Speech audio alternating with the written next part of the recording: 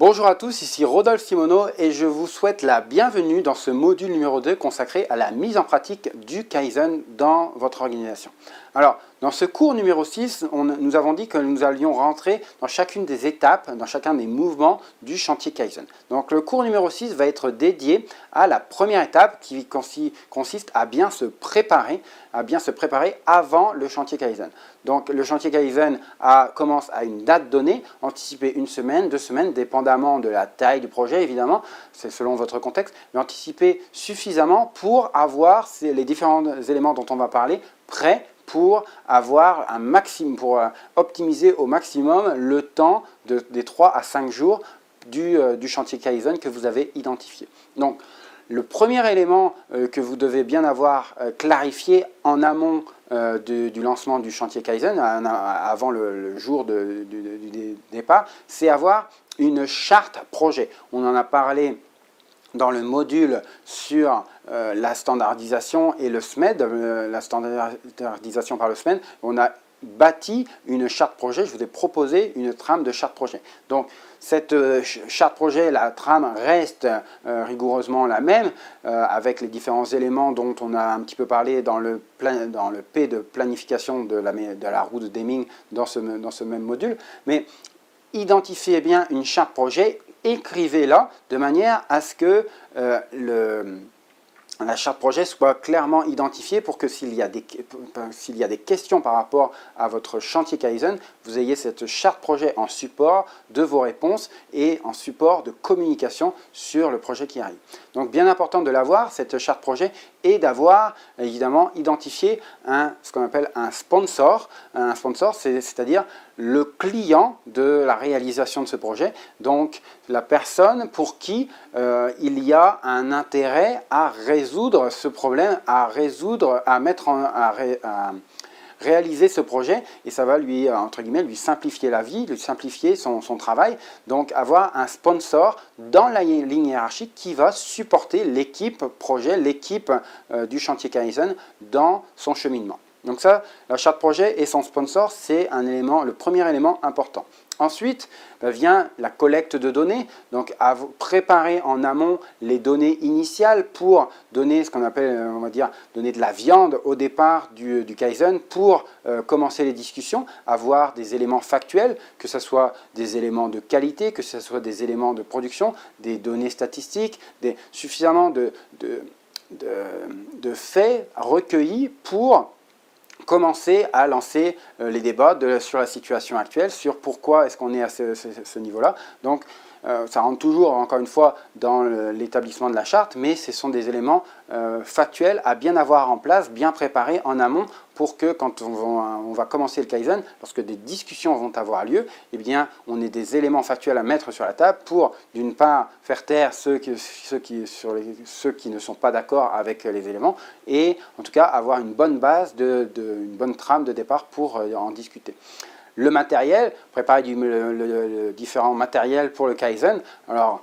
ça va de la salle, ça va du projecteur, s'il y a besoin d'un projecteur, ça va des post-it, ça va des crayons, ça va donc tout le matériel dont vous allez avoir besoin, la logistique aussi, s'il y a des repas organisés. Donc bien préparer en amont ces disponibilités en matériel pour que lors du Kaizen, on n'ait pas à se soucier, en tout cas, ne pas être perturbé par ces éléments-là auxquels on aurait pu ne pas penser.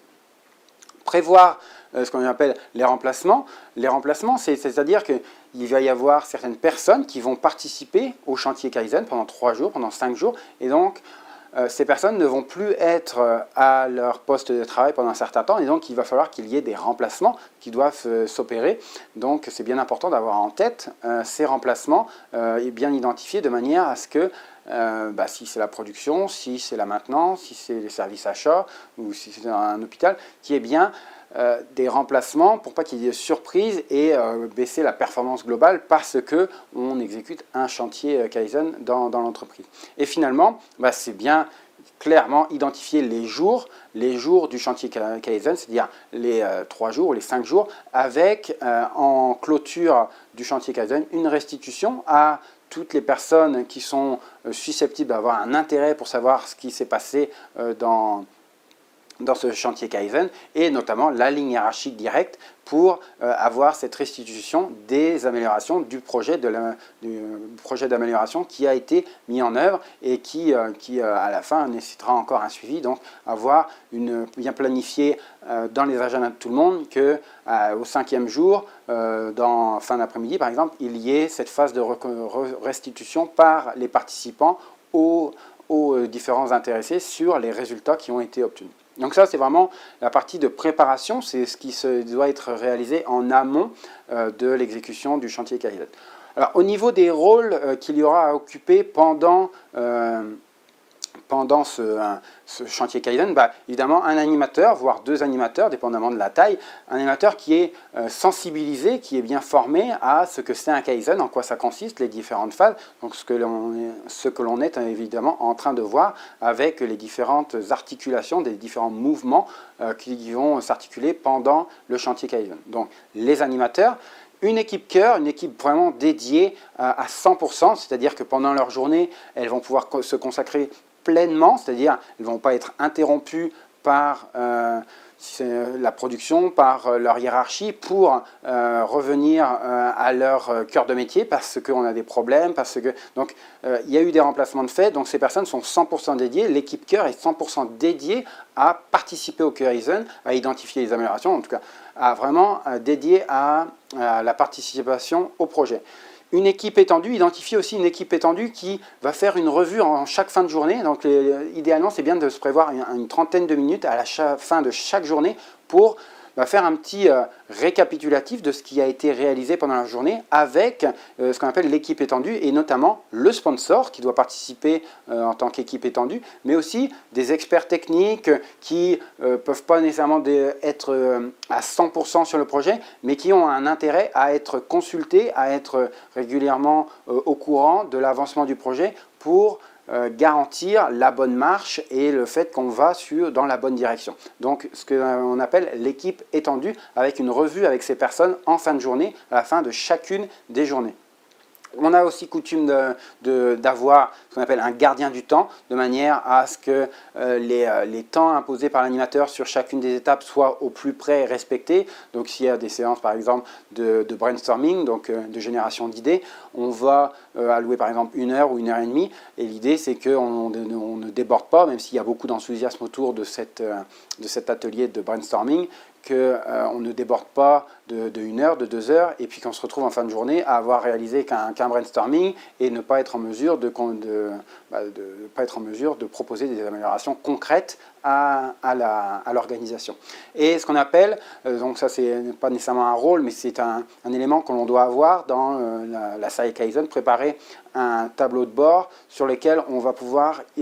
écrire toutes les idées, toutes les choses auxquelles on n'a pas de réponse et auxquelles, en tout cas on n'a pas de réponse à l'intérieur de l'équipe cœur et auxquelles on veut avoir des réponses. Donc on appelle un stationnement, un parking lot, un tableau sur lequel on écrit les différentes choses sur lesquelles on veut revenir un peu plus tard avec des experts, avec d'autres personnes,